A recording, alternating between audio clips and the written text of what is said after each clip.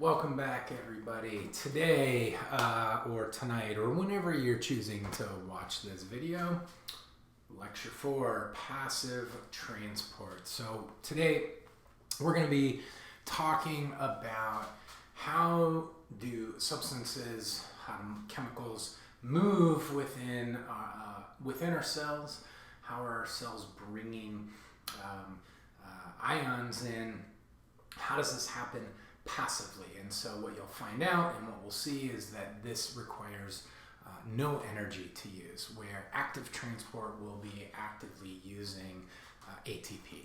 All right, so let's go ahead and get into our lecture here. I'm going to put in my clicker. Half the time I forget to use it anyways. All right, so like I said, we are going to look at a bunch of different ways that things are. This guy just cracks me up. I wonder how many times he practiced this to get this to work, right? We see this one video and it's like, oh, wow, this guy's amazing. How many times did he do that? Anyways, so like this guy, this is one form of transportation, maybe not the most efficient, but we're going to see how things are moving in and out of our plasma membrane. Remember, we talked about our plasma membrane is the barrier to our cell, and that is regulating what's coming in and out. We don't want everything coming in, we don't want everything going out, so we want to make sure substances go in the right spot. First, let's start with distinguishing between bulk transport mechanisms that go across our plasma membrane. So what we're going to be looking at over the next couple lectures is first bulk transport, passive transport, and active transport. Okay, so bulk transport is going to be where we're going to start right now, and as you can imagine, this is bringing in a lot of things, right? Bringing in substances in bulk. So when we talk about bulk transport, we can say that our plasma membrane can transport lots of volumes of material in and out of the cell via these two methods that you're probably familiar with from past bio classes, so endocytosis and exocytosis. Endo meaning into the cell, and exo meaning out of the cell. So we're going to first look at endocytosis, and we're going to talk about phagocytosis, pinocytosis, and receptor-mediated transport, or receptor-mediated endocytosis. So first, let's look at phagocytosis. Phagocytosis is how cells or organisms use to move really large molecules across their plasma membrane. So white blood cells or macrophages, when they come across a bacteria, they might need to engulf this. And so if you see here in this image on the left there, you can see the pseudopod starting to form. And if you remember last lecture, we talked about actin filaments helping move and form that pseudopod. So we're deforming the cell and the plasma membrane, and we're creating these little arms that this organism is going to, or the cell is going to surround that particle, engulf it. The plasma membranes then will fuse together, and now that piece of food or that pathogen is going to be inside of our cell, when that cell can then use lysosomes to break it down. So if we look at phagocytosis, phagocytosis is, again, cell eating. So if we start here, we can see that there's a phagocytic cell comes in contact with some kind of foreign particle. The pseudopods surround it. There's an invagination, as you can see right over here in that plasma membrane. The plasma membrane unites around it, and we say that that particle is phagocytized. What it's contained in is called a phagosome, okay, because it's come in from the outside environment. The phagosome then fuses with a lysosome, so now we can call that a phagolysosome, because now it has digestive enzymes and that food particle or whatever particle is in there, or pathogen.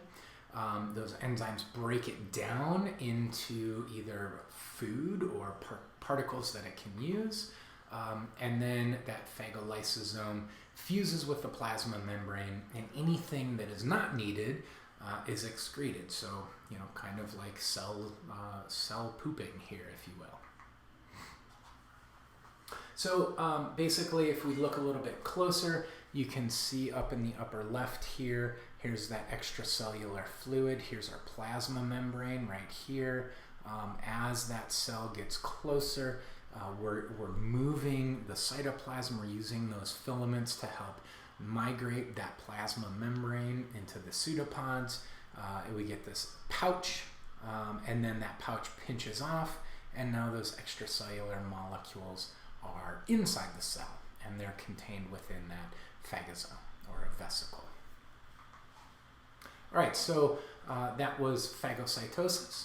Pinocytosis then is cell drinking. So it's a little bit different. Again, it's bringing in liquids inside of the cell. So again, we can see that invagination in that pouch, and now we're going to bring in those fluids inside of the cell contained within a vesicle. And then our last is receptor-mediated endocytosis. So in this case, same kind of thing, but it requires a chemical. So ligand is a fancy term for chemical binding. So a ligand binds to a receptor, and that receptor then triggers the movement and the invagination of that plasma membrane around the chemical that's binding to it. So we can then bring in these ligands or these chemicals into our vesicle. And now you can see on the outside of that vesicle, there are proteins that are going to act as signals to the cell, and the cell can do with it what it needs to do. Okay, so now let's take a look at exocytosis right over here. So exiting the cell, basically the same type of thing is going to happen, but we're going to go in the opposite direction. So here, cells are making secretory vesicles, so they're maybe exporting proteins out of the cell or into the cell membrane. And so if you remember, and you can kind of see in here, we've got our nucleus that's sending out mRNA to those ribosomes, which are then translating and making those proteins. Those are packaged and modified in a rough ER, which are then sent to the Golgi.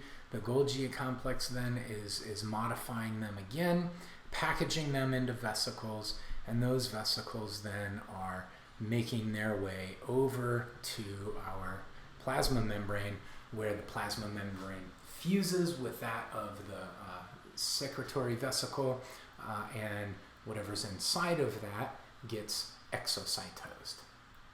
A good example is what we'll see in Unit 3 is neurotransmitters being released from our nerve endings. This image again just shows you sort of that same process, but different pathways that these products might take. So up here in the rough ER, remember we're packaging those into a transport vesicle, which is sent to the Golgi complex, modified, and then they might be released to fuse with our plasma membrane and release those proteins into the extracellular fluid. They may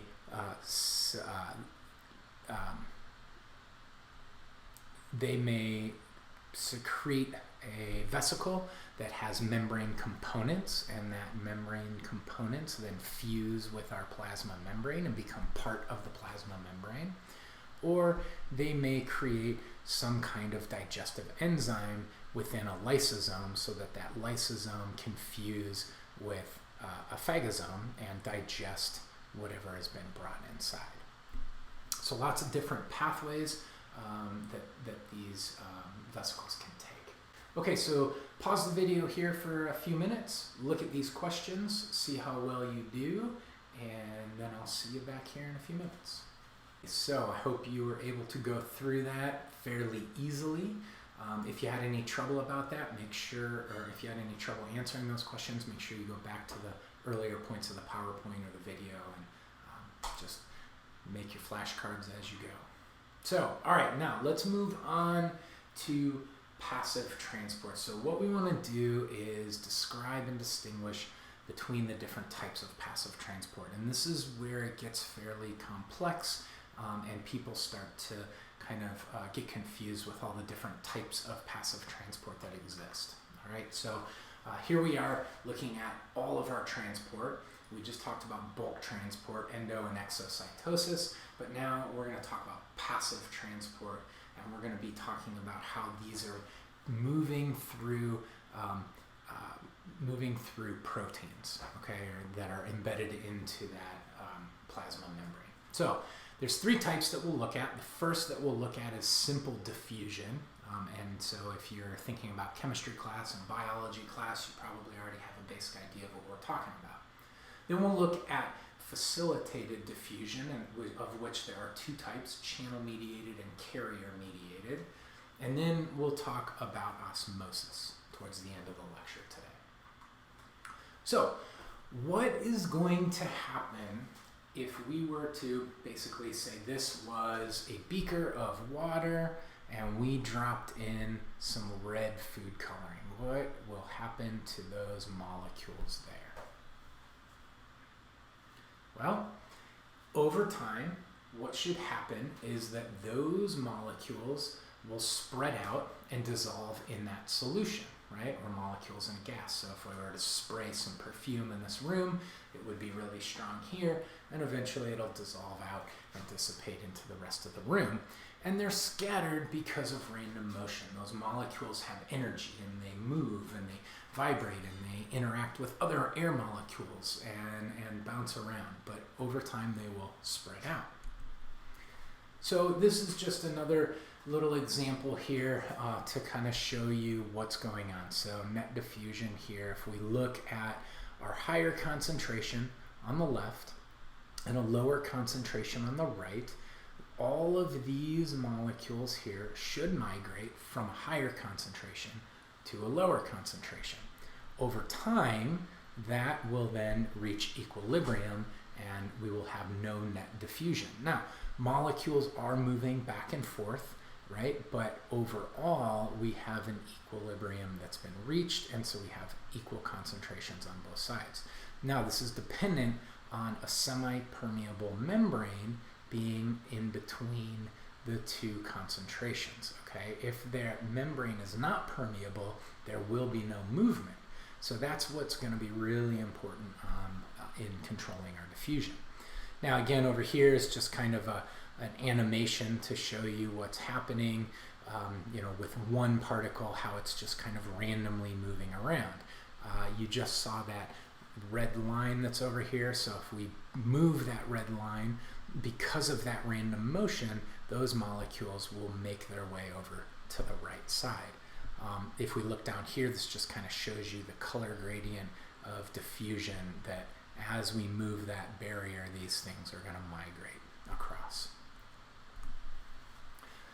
Now, this is how gas exchange works, right? You've probably experienced this when someone has just recently come out of the bathroom and covered themselves in Axe body spray or some kind of perfume, or maybe been outside smoking a cigarette, or maybe had too many beans last night, right? The gases that are released or the molecules that are coming off of those sprays, perfumes, scents, start to dissipate, okay?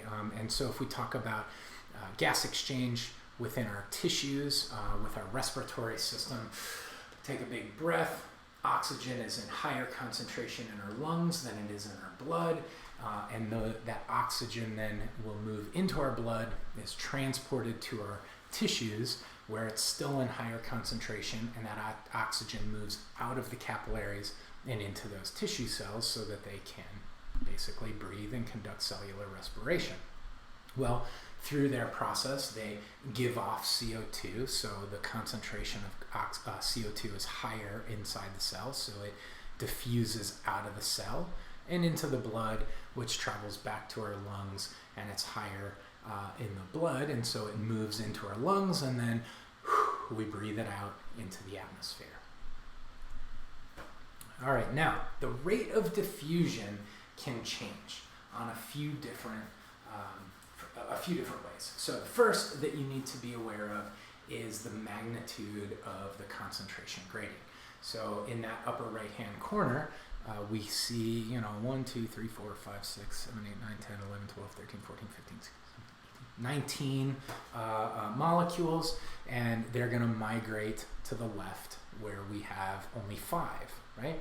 Now, if that had 40 or 60 or 100, the more molecules that are going to be on that right-hand side, the larger the concentration gradient and the faster those molecules are going to move down that concentration gradient. The permeability of that membrane to a substance. So if this is highly permeable or will allow those molecules through very easily, we'll see them diffuse much more quickly. If it's less permeable, it might take a little while for them to migrate through that membrane. The temperature of the solution often changes our rates of diffusion, so the higher the temperature, the more energy there is in that system and the faster those molecules will move. If it's colder, again, less energy and less movement. And the size of the molecule will change the rate of diffusion. So again, bigger molecules are going to move a little bit slower through those permeable membranes, where the smaller molecules will move a little bit faster. And then last is the surface area of the membrane. So if you think about surface area, if you have more surface area, you're going to have more resistance for those molecules moving. And if you have more surface area and larger molecules, again, you're going to have even more resistance, so the rate of diffusion will go a little bit slower. Now, what does simple diffusion look like? Well, simple diffusion is basically that. It's going to move through our plasma membrane fairly easily. It can pass right through that phospholipid bilayer. Okay, so here we can see some lipid-soluble solutes, so they should pass through those hydrophobic tails pretty easily. Now, you can use this as just a way to keep track of what the plasma membrane is permeable to and not permeable to. That would be a great test question that you might see.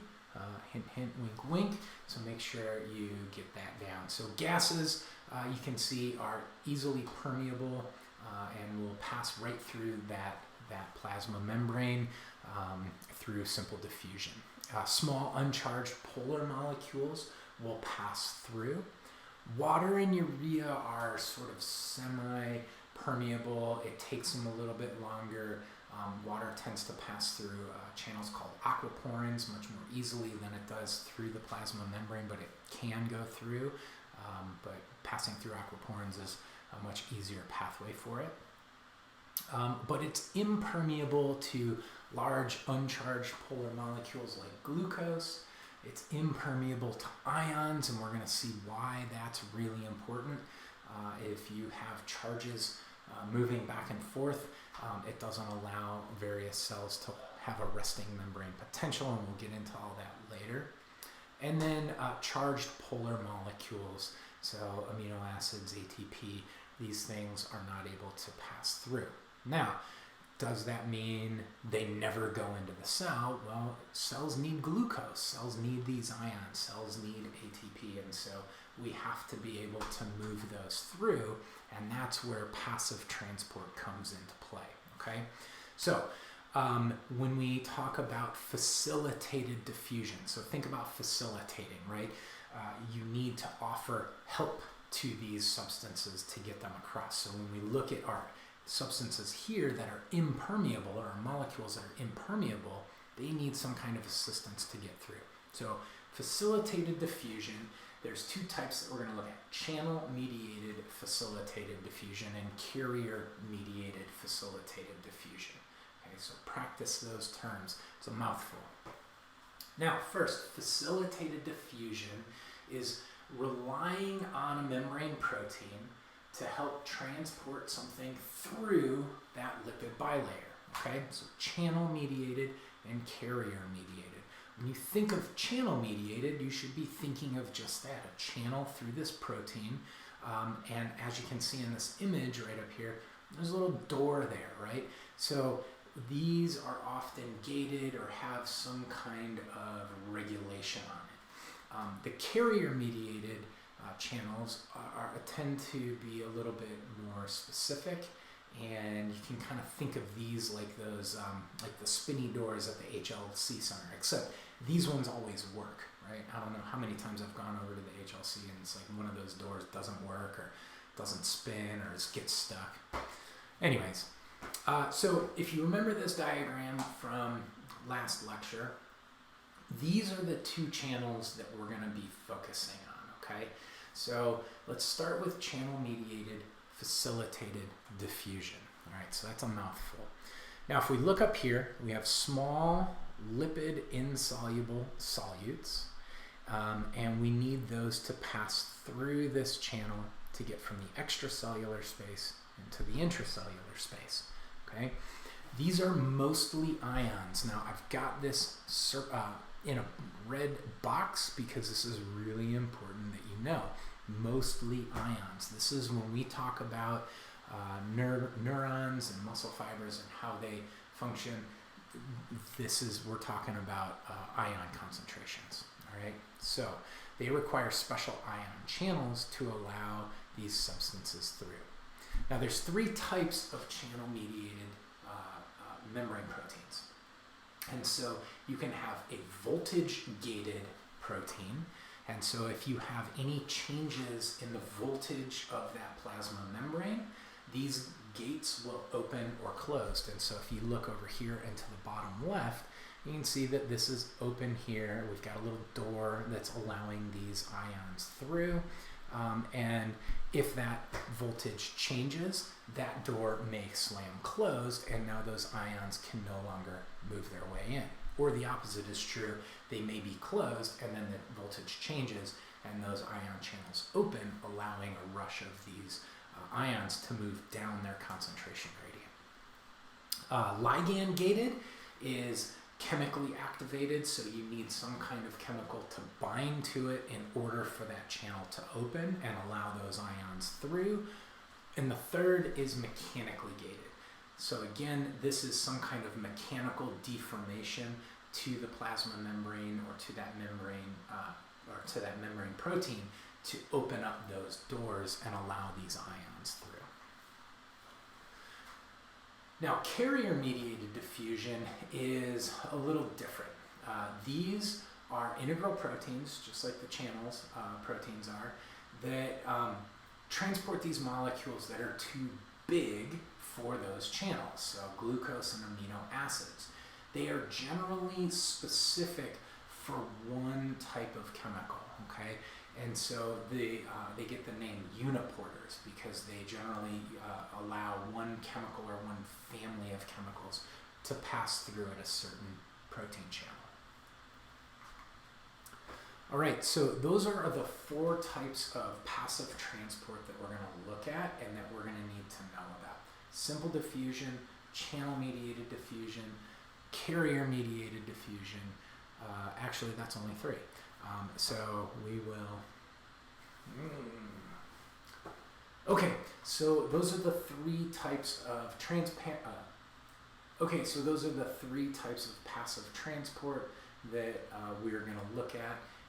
And so make sure that you can understand what these do, what are they allowing to pass through them, how do they work, and what might be their importance in the body.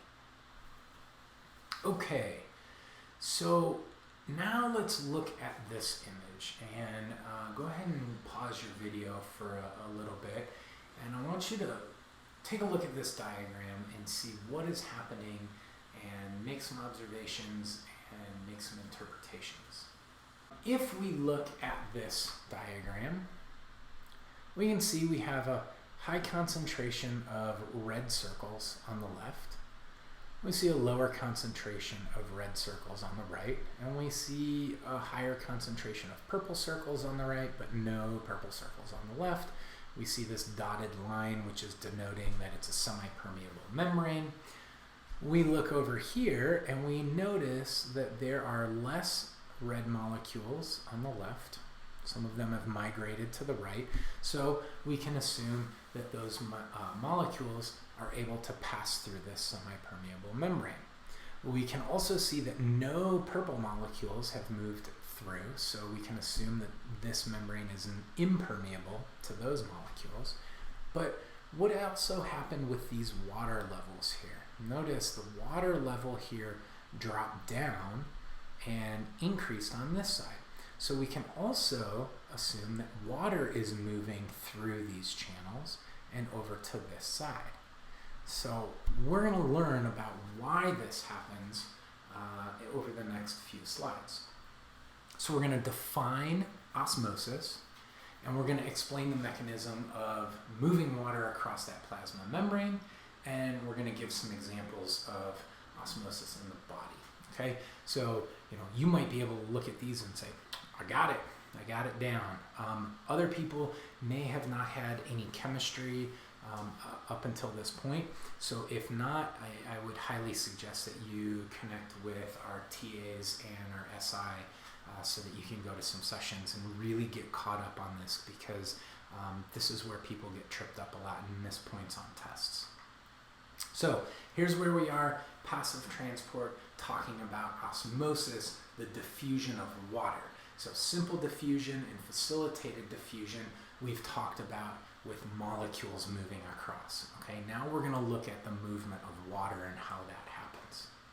So here again is a different solute concentration, and we have our selectively permeable membrane in the middle, and we're going to talk about how this process works.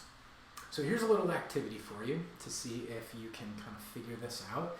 Even before we begin, what do you think will happen in each of these solutions? And can you think of a name for each of those A, B, and C solutions? How would you describe them? Okay, so I'm kind of testing your prior knowledge right now. So basically what we're going to do is take this cup of water, and in that cup there's a 20% glucose solution. And what I'm going to do is take a bag that has a semi-permeable membrane here, and I'm going to take that bag and I'm going to drop it into beaker A or glass A, and what's going to happen? I'm going to drop that same bag into glass B, but glass B has a 10% glucose solution, and in glass C we can see there's distilled water, meaning there's nothing in that water except for water molecules. So go ahead and pause the video for a second and think about what's going to happen with water movement, glucose movement, and let me just say that that semi-permeable membrane is permeable to water but not glucose. So how'd you do? Get the right answers? We'll find out here. After we go through all these slides, we'll revisit this example at the end of the lecture. Let's take another look at this. Here is some Swiss cheese membrane, some semi-permeable membrane. And what we can see is our little blue molecules here can pass through it, but our red molecules are unable to pass through either direction. Okay, so our membrane is impermeable to these red molecules, but permeable to the water molecules over here. Okay, so if we think about that, let's look at this example here. Kind of what we saw earlier. We've got a beaker. It's separated by a semi-permeable membrane. We have a higher concentration of purple molecules here on the right, a lower concentration of purple molecules on the left. It's permeable to water, but not, which is in this case pink, but it's not permeable to our purple molecules. So what do you expect to have happen? So if you said that movement of water from water's higher concentration to water's lower concentration would happen, you are right. So another way of saying that is that water is moving from a low solute concentration to a high solute concentration, okay? And so there's no volume change. Now, you might be looking at me right now saying, huh? Great. All right, so let's explain it again. Let's look at this a little bit more in depth as we move through. But if we look here, think about this previous image here, okay? Here we have a solute that is red, and here we have our water molecules, which are blue, okay? So inside of this image, this red liquid is made of water molecules. So it's a bunch of those little tiny blue dots, okay? These big purple ones, they can't fit through here. So there is more of those water molecules, more of those imaginary blue dots inside of this part of the beaker in relation to the solute, okay?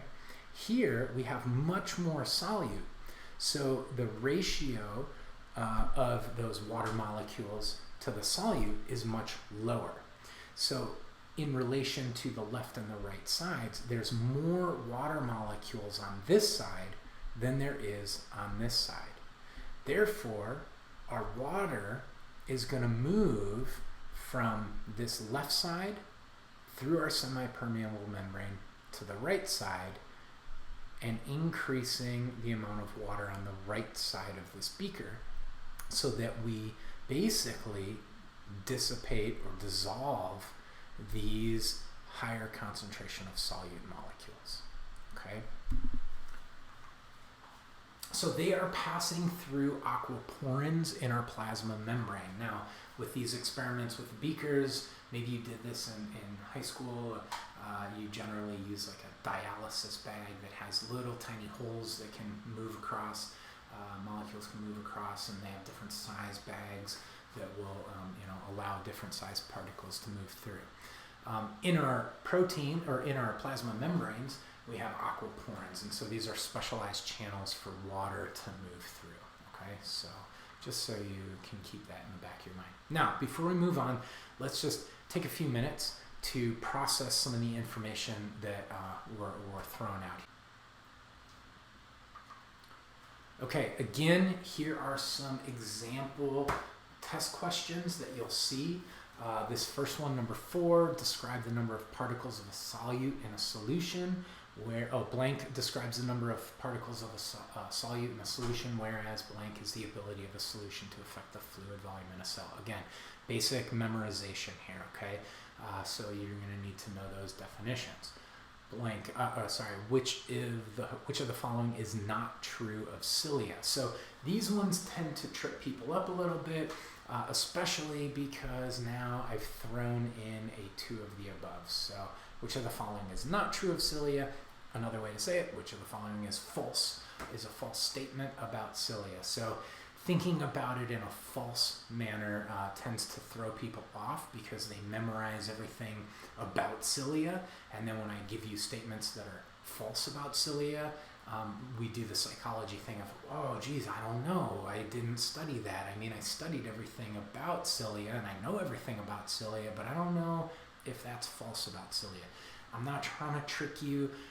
If you have memorized cilia, you should understand these questions, but then throwing in a 2 of the above also just kind of trips people up a little bit, okay? So make these questions for yourself as you're studying each week through the before you get to the test, because you'll see some of these on the test. And then which of the following statements is false?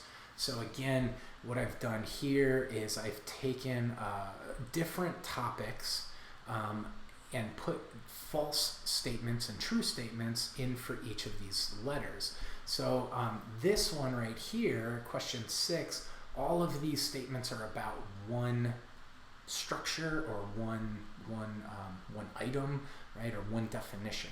Here, they're just statements that may come from the entire unit 1, and so it's a little bit harder for us because when I ask you to tell me which is false or which of the following statements is true, now you might have to think about, oh geez, lecture 1 was talking about, long-term memory, and lecture 2 was talking about, anatomy and physiology and compartments, and lecture 3 was talking about cells. So it makes our brain think a little bit harder.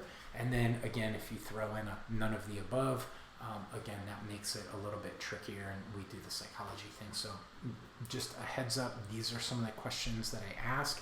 Again, these are straight off of past exams. So make sure you practice those and work on these with your SIs, work on these with your TAs. Okay, so this little girl likes broccoli. Broccoli is good. Anybody else out there like broccoli?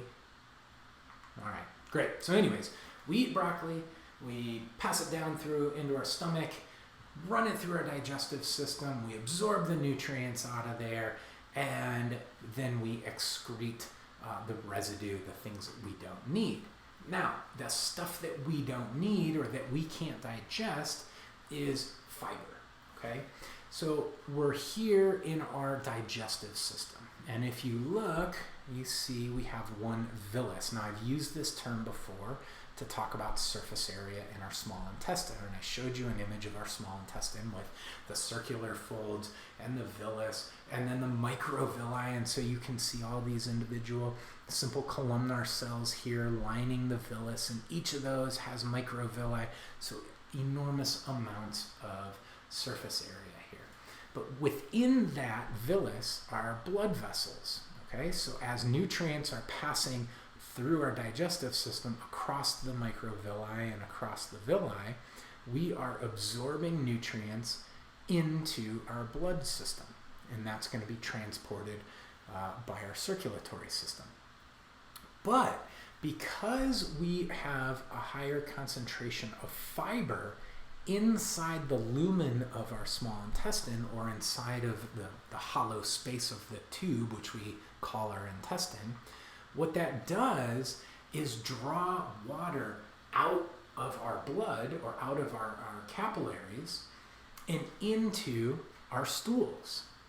And so what that does is by drawing water out, we then have happy stools, right? Because if we're not drawing that water out, then those stools can get really hard and we get constipated and they don't move very well. So pulling out some water makes our poop really happy. If we pull out too much water, well, that's when we have diarrhea, and that's also not a really good thing. We can, run the risk of dehydration. So, but just to kind of give you an idea as to why do we care about fiber and why do we care about osmosis, is this water is moving by osmosis out of our blood system into our intestines.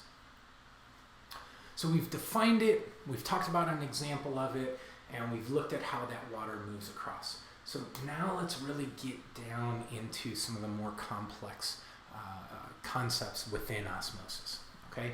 So again, you've seen some images like this. You can see we've got movement of particles. Some are moving in some directions, some are moving in the others, some are not moving at all, okay? And so we're going to get into the complexity of these. So we're going to be defining some terms, as always. We're going to do some calculations of osmolarity. We are going to determine the effect of different osmolarities on cells. And then we're going to talk about homeostasis again and how that affects our blood osmolarity.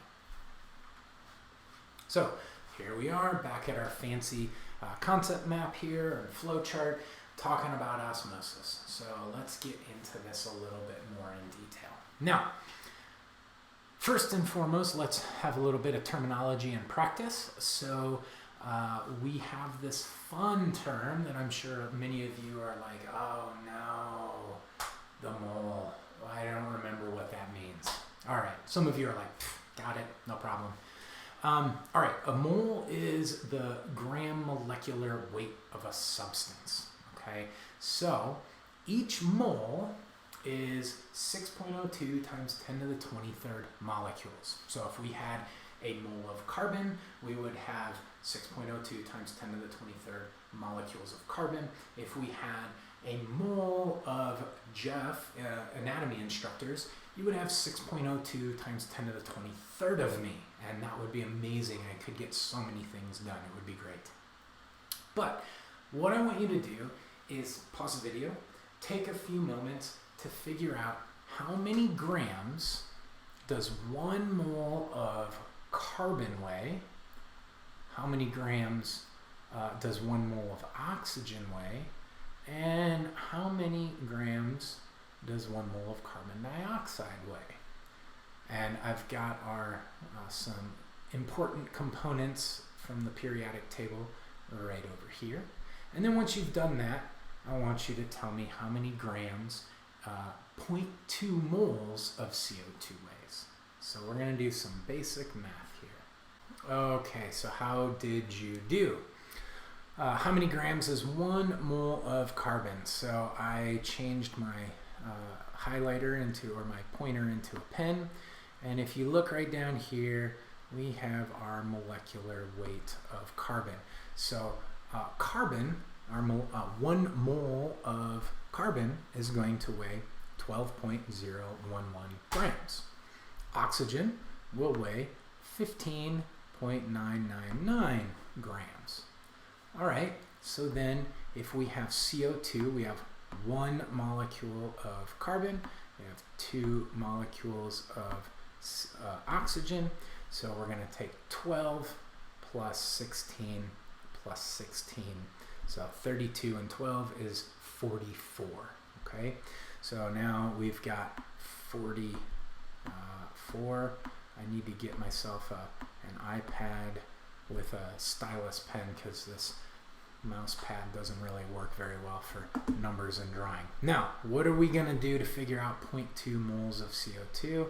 Well, we're going to multiply that by 0. There we go. 2. Terrible. And that is going to give us 8.8 grams. All right. So on a test, it's going to be basic questions like this, where you should be able to use the calculations pretty easily. And if you need them like this on a test, I'll make sure that you have these so you don't have to go run out and buy yourself a little pocket periodic table or anything like that. So, all right, let's move on. Molarity is another term you're going to need to know. So now, the molarity of a solution is the number of moles of a solute that are dissolved within a liter of solution. Okay, so if we talk about C6H12O6, which is sugar, and we calculate how much 1 mole of sugar would weigh, or 1 mole of glucose, it weighs 180 grams per liter, okay? Or sorry, it weighs 180 grams. Now, if we take that 180 grams, and 1 mole, 6.02 times 10 to the 23rd molecules of sugar, okay? So we're going to throw all those into 1 liter, we get a 1 mole solution, okay? So the number of moles of a solute per liter of solution. Now in this case, to reiterate, sugar, C6H12O6, weighs 180 grams. 1 mole of sugar of glucose weighs 180 grams. If we put it into a beaker with 1 liter, now it's 180 grams per liter, and that is equivalent of a 1 molar solution. So here's a little example. We put that glucose in there, we drop it in, we mix it around, and we get 180 grams per liter. Our osmolarity concentration, or osmotic concentration, is represented by osmoles per liter, or osmol per liter, OSM per liter. Okay, so you might see it in that unit in different textbooks, or if you're Googling things while you're practicing these equations. So this is the total concentration of all solutes in one solution. So if I took glucose and I took salt and I mix that all together, that's going to give me my osmotic concentration. So it's the concentration of all those solutes in the solution, right? And this is what we use to predict if that water is going to move across that semi-permeable membrane. Okay, so you could probably expect that, remember what we talked about, changing those rates of diffusion, or in this case, the diffusion of water, osmosis. If we're changing the concentrations, or we're changing the molarity, that should have an effect on the movement of that water. okay? So if we change the molarity and we increase the molarity, we're going to increase our osmotic concentration, and therefore we're going to increase the rate of water movement from one side to the other. So a couple of other terms that you might see, or other units that you might run into, is a millimole. A millimole is just 1/1000th of a mole. 1 mole is 1,000 millimoles. So you might see medical tests reported in millimoles, millimole per liter. So if you go and get your blood drawn and you look at your test results, you might see that. Another one that you'll notice is an equivalent. So an equivalent is just 1 mole of an ionized solution. So in my example of using salt, 1 mole of salt, those sodium and chloride will dissociate, okay, in solution. So the Na and the Cl separate, and we have sodium, which is positive ion, and we have chloride, which is a negative ion. They separate, and so if we have 1 mole of sodium chloride dissolved in a solution, we have 1 equivalent of sodium and 1 equivalent of chloride. If we take calcium chloride, we have 1 equivalent of calcium, and we have 2 equivalents of chloride because we have this CaCl2 right over here, which is why we have 2 equivalents, okay? All right, so our osmotic concentration is equal to the sum of the molarities of each solute in the solution, all right? Say it again, osmotic concentration is equal to the sum of the molarities of each of the solutes in that solution. So we have to look at glucose, we have to look at sucrose, we have to look at NaCl, we have to look at everything that we put into that solution to get our overall osmotic concentration. Okay, so you might see the label 1 OSM, and that equals 1 osmole, okay? 1 mole of pure water, everything is taken out, has a 0 osmole, okay? It has no osmotic concentration. There's nothing in it to draw water across. You might be thinking back to that glass example of pure distilled water. Now, if we dissolve something into that solution or into the solvent, we have 1 mole of solute, then we call it 1 osmole. If we have 2 moles of that solute, 2 moles of glucose, 2 moles of salt, and we put that into solution, now we have a 2 OSM or 2 osmole solution. Okay? All right, so the molecular weight and osmolarity of covalently bound solutes. All right, so what is a covalently bound solute? Well, these are substances like sugar that are covalently bound. They're much stronger, and they're not going to dissociate when you put them into water. Okay, the C, the C, the H, the O, they all stay together. All right, so what is the molecular weight of 1 mole of glucose? And we already talked about this a couple slides ago, but that is 180 grams. Now, remember, this is covalently bound, so none of those dissociate. So if we have 180 grams, and we put 180 grams, let me get my little laser pointer here. If we take 180 grams of glucose and we put it into solution, then we have a 1 molar solution of glucose, okay? And again, we're using 1 liter of water. If we took 360 grams and put it into solution, then we can say we have a 2 molar solution, or 2 osmole solution, okay? So go ahead and practice this a little bit. Okay, so how'd you do? What is the osmolarity of a 2 molar solution of sucrose? So we're going to take 2 moles of a solution, 2 moles of sucrose, and put it into 1 liter of water, dissolve it. What's our osmolarity? And hopefully you said 2. It's covalently bound, so it's not dissociating. A solution with an osmolarity of 3.2 is 3.2 moles. How many different osmolarities how might different osmolarities affect the movement of water? Hopefully you said the higher the osmolarity, the stronger the effect it's going to have on the movement of water. So the more solute we put into a solvent is going to increase the movement of water. And so we're going to go over some examples of that right now. All right, so let's take a look here. So here's our beaker. We're going to see a lot of examples like that. We have our beaker, and in that beaker we have dissolved some glucose in red, and we've dissolved some fructose in green. And you can see they have dissolved and they have reached equilibrium. And then we've taken a dialysis bag, and we have put in glucose, and we've put in 2 moles of glucose.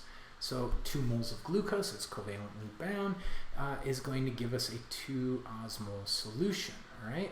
Now, if we look down here, remember we said it's the total concentration of the solutes. Down here, we have 1 mole of glucose and 1 mole of fructose, and that gives us a 2-osmol solution. So, if we have 2 osmoles in the beaker, and we have 2 osmoles in the bag, do we have any movement of water? We don't, right? We are basically at an equilibrium with our particles on the outside as we are on the inside. So there's no net movement of water. Yes, some water molecules will move in and out of that bag, but overall there's no net movement. So we call this solution isotonic, no osmosis, because there's no net movement of water. Okay? All right, so let's practice a little bit. So let's say you have a semi-permeable membrane sac with 360 grams per liter of glucose. So how many moles is that? Hopefully you said 2. Then we take that semi-permeable membrane into water. Oh, sorry, that semi-permeable membrane is permeable to water, but not to glucose. And we take that bag, and let's do a little drawing here. Let's get that pen. So let's make our beaker, and let's put it here. And so we've got a solution that is 2.0. Come on, fingers, work. All right, so we've got our 2 osmol solution, OS, oh wow, M. Trust me, that says OSM. All right, now we take our bag and we put that into our beaker, and inside our beaker we have a bag that has 180 grams per liter, which is 1 mole of glucose solution. So 1.0, and I'm going to leave the OSM off of there. Oh my good lord. All right. Just because it's terrible. So what is going to happen here?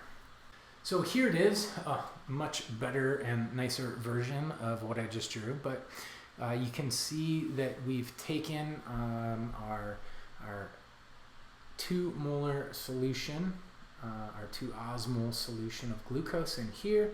We have 1 osmol outside, and so because the osmolarity is higher on the inside than it is on the outside, water is going into the bag. Water is drawn in by that osmotic pressure. Okay, so glucose is not crossing that semi-permeable membrane, but water is. Now let's think about that for a second. In relation to the water molecules inside the bag, there are more sugar molecules than there are water molecules. Okay, we have 2 moles of sugar, and we have 1 liter of water. So however many moles is in our 1 liter of water.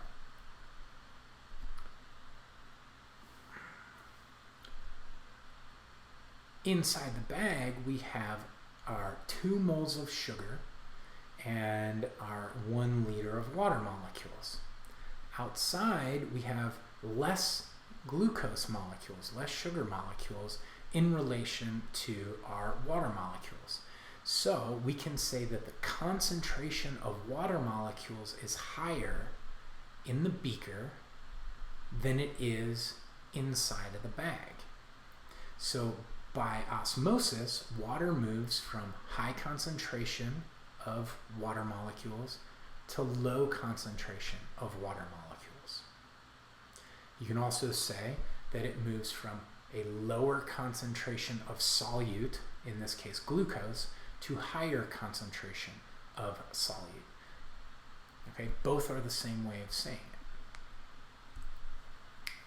So, glucose in the bag is twice as concentrated. Water only moves into the bag. Glucose can't pass through, and the bag expands and brings in water until it reaches equilibrium. Now, we need to figure out, remember we said that this system is going to try to reach equilibrium. So at 180 grams per liter on the outside to 360 grams per liter on the inside, we need to meet in the middle, in which case we're at 270 grams per liter. Okay, so what is the answer then? How many moles of a solution is that? Well, that would be 1.5. So 2 moles, 1 mole, and we split the difference, 1.5. Okay, pause the video here. We have work on this practice question. We have 2 different scenarios, 2 semi-permeable membrane bags with different glucose immersed in a beaker containing pure water. So we have 1 mole of glucose here, we have a 2 molar solution of glucose here, and we have distilled water in both. So what happens, which way does water move, and what also might be different about this scenario?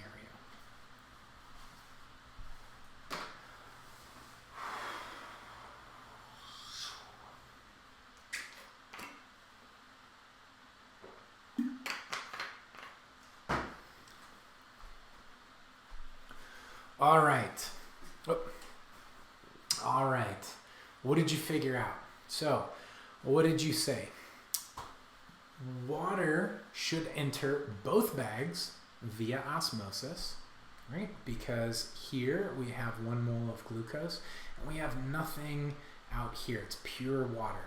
So this is going to move in to this bag, and the same is true over here, that water should be moving, I'm just going to get this out of the way, water should be moving into this bag as well. Now, remember we said diffusion rates change based on the concentration, right? Osmosis can change based on the concentration or the molarity, the osmolarity.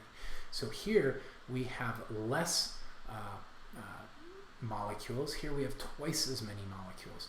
So the rate of diffusion will be faster in this beaker on the right. All right, more practice. So define osmosis. Here's another situation with a dialysis bag and a glucose. And what do you think is going to happen to that dialysis bag? Okay, so welcome back. Defining osmosis, so the movement of water by diffusion.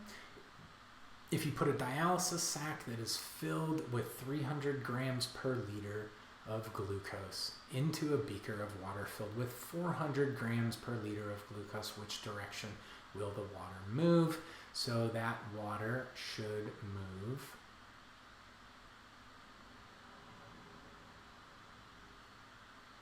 nobody's answering. That water should move out of the bag. If the water is moving out of the bag, that bag should shrink, okay, until they reach equilibrium at right around 350 grams per liter. Now let's look at a different situation. Let's talk about sodium chloride. What happens if you put 1 mole of sodium chloride into water? So here we have NaCl.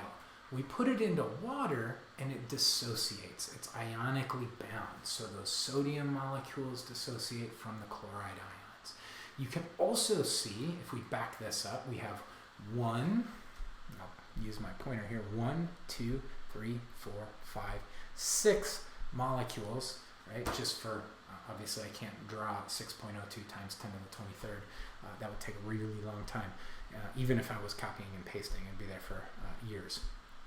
So I've got 6 molecules of NaCl in this example. When we put it into water, the sodium and the chloride dissociate, and what we can see now is we have one equivalent of sodium and one equivalent of chloride ions. So we have 6 sodium and 6 chloride ions, okay? So they dissociate in water. Now, if we put that 1 mole of sodium chloride into water, it dissociates into 1 mole of sodium and 1 mole of chloride. So in total, we actually have 2 moles of solutes, right? Even though we put in 1 mole of NaCl, it separates into those 2 equivalent components, and now we have a 2-osmol solution. You will be expected to know that NaCl and some of the other examples that we go over are ionically bound, and I won't tell you about those. Same with glucose and sucrose and fructose, that they're covalently bound. So outside of that, if I give you other examples, I will let you know. Okay, so here's another example, MgCl, magnesium chloride. Now, if we take 1 mole of magnesium chloride, 1 molecular weight, or the molecular weight of 1 mole is 95.23 grams. So if we take 95.23 grams, we put it into solution, we can call that a 1 molar solution, but it's ionically bound, and so the magnesium and the chloride ions dissociate. So we have 1 mole of magnesium and we get 2 moles of chloride ions. So we have 3 moles of particles, and that gives us a 3-osmol solution. If we take 190.46 grams per liter and put it in a solution, we can call that solution a 2-molar solution of magnesium chloride. But the osmolarity now is a 6 OSM. Okay, so you really need to pay attention to how these molecules are there and how many of those components are there. So if we look at sucrose, we put it into water. 1 mole of sucrose is going to give us a 1-osmol solution. Sodium chloride, it dissociates, and so 2 moles of sodium chloride yield a 2-osmol solution, but calcium chloride, magnesium chloride will dissociate into calcium chloride and another chloride, yielding a 3-osmol solution. So the osmolarity, again, down here for a reminder, is equal to the sum of the molarities of each solute in that solution. So let's practice. What is the osmolarity of a 2-mole solution of KCl, which is ionic, and what is the osmolarity of a 4-molar solution of calcium chloride? Okay, so how did we do? What is the osmolarity of a 2-molar solution of KCl? You should have said 4 osmoles. We've got 2 moles of K and 2 moles of Cl. Therefore, we have 4 osmoles. And then what's the osmolarity of 4-molar solution of calcium chloride? Well, we have 4 calcium, and then we have 8 chloride. Therefore, we should have a 12-osmol solution. Good job. Okay, now we're going to, this diagram kind of explains what we just talked about. You can see that we've got 1 mole of glucose dissolved over on the left side. We've got 1 mole of sodium chloride. I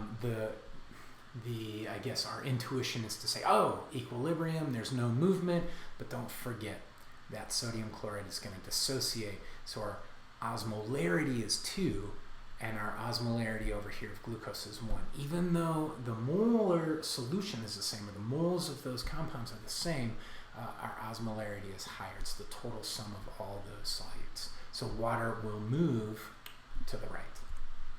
Okay? All right, good. Here's some more practice.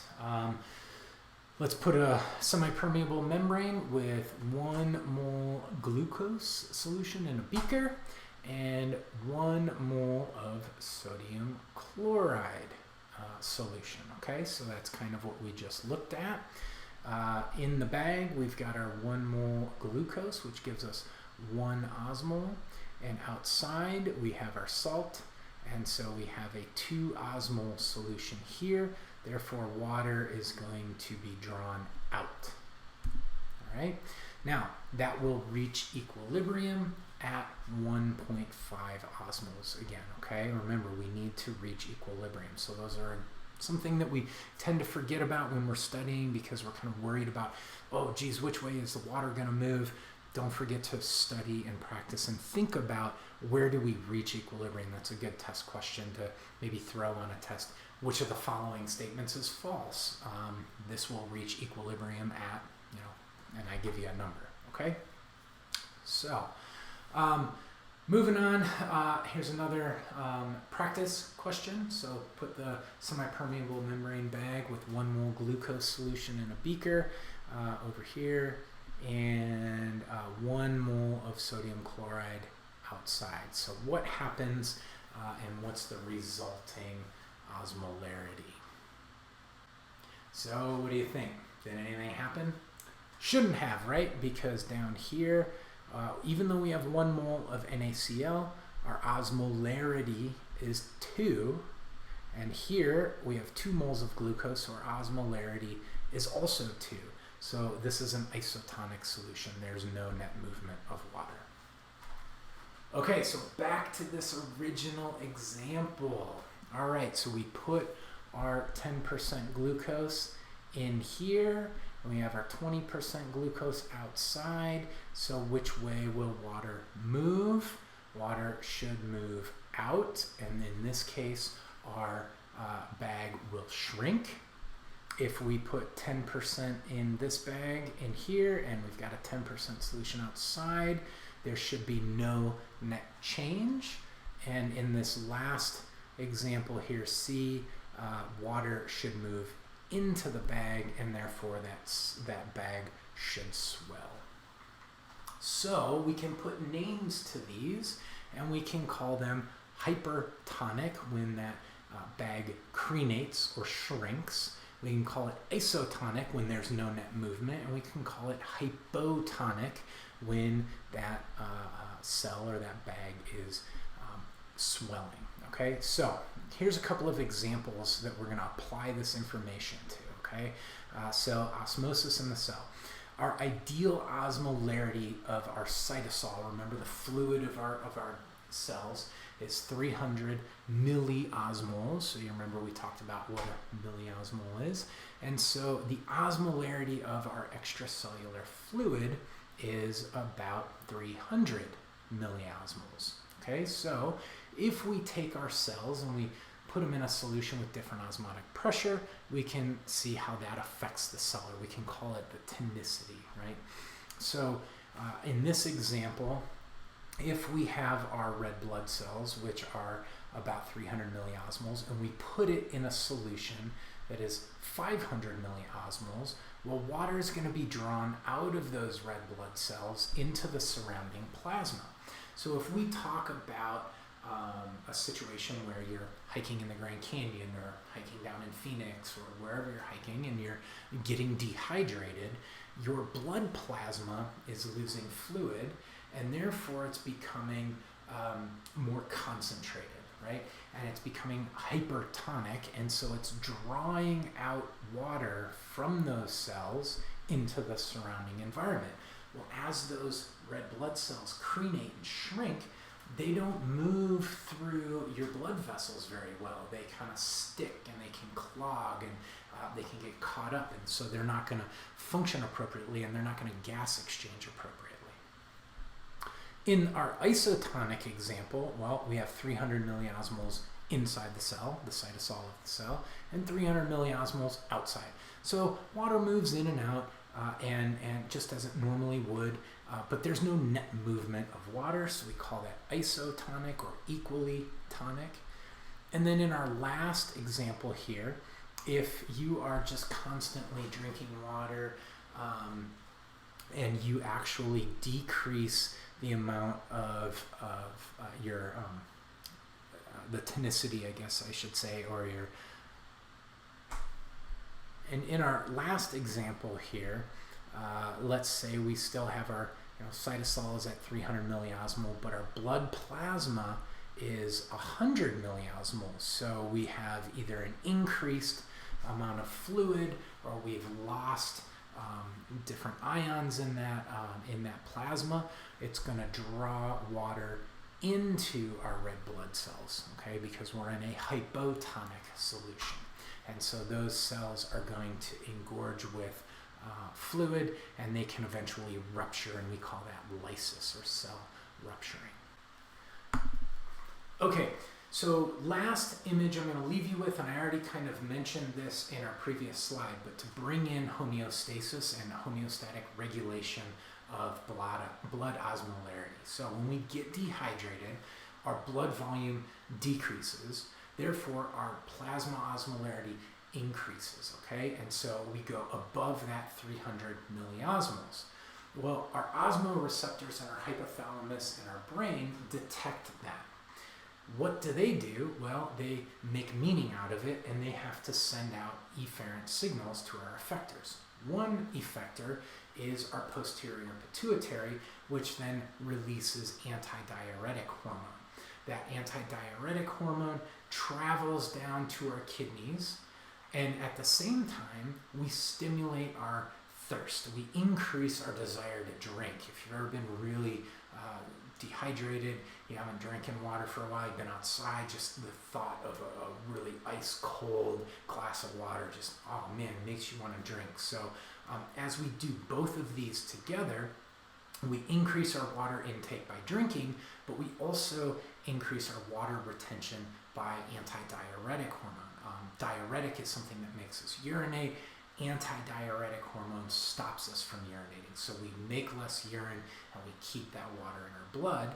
That increases our blood volume and brings that back to a normal osmolarity. So this is a negative feedback situation.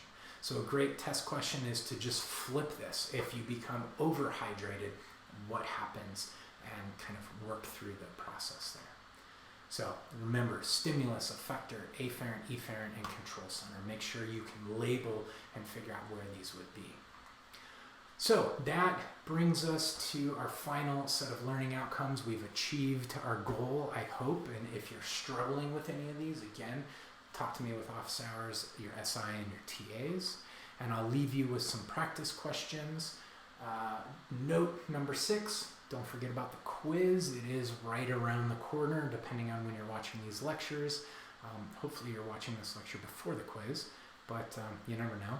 So anyways, I'll see you next time with our last lecture over active transport.